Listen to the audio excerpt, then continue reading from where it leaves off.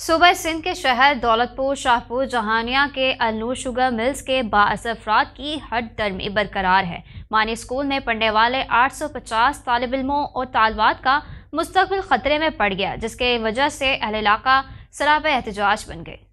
ज़राए के मुताबिक शाहपुर जहानिया में वाक़िया अलनूर शुगर मिल्स के बाअसर अफराद की हट दर्मी की वजह से 850 तालिब इल्मों का मुस्तकबिल दाव पर लग गया। 1971 में कायम होने वाले बॉयज़ स्कूल की 4 एकड़ ज़मीन पर कब्जा करने के लिए अलनूर शुगर मिल्स के बाअस अफराद की हटदर्मी के खिलाफ स्कूल के उस्ताज़ और तालिब इल्म सरापा एहतजाज बन गए।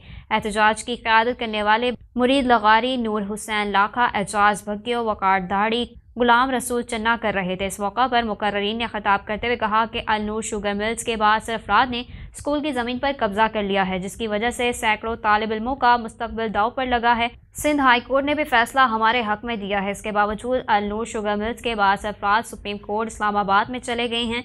हम चीफ जस्टिस ऑफ पाकिस्तान, वज़ीर आज़म पाकिस्तान, वज़ीर आला सिंध और महकमा तालीम के आला अफसरान से मुतालबा करते हैं कि स्कूल इंतज़ामिया से इंसाफ किया जाए और बच्चों का मुस्तकबिल तबाह होने से बचाया जाए।